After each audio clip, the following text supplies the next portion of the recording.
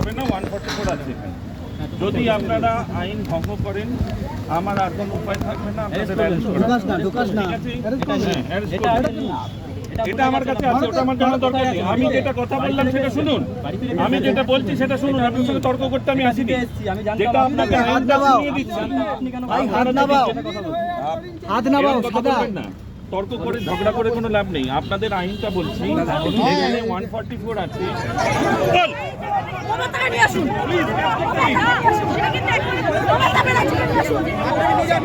চল চল চল, ওরে বাপ রে, এরকম করলে আমাদের মুশকিল।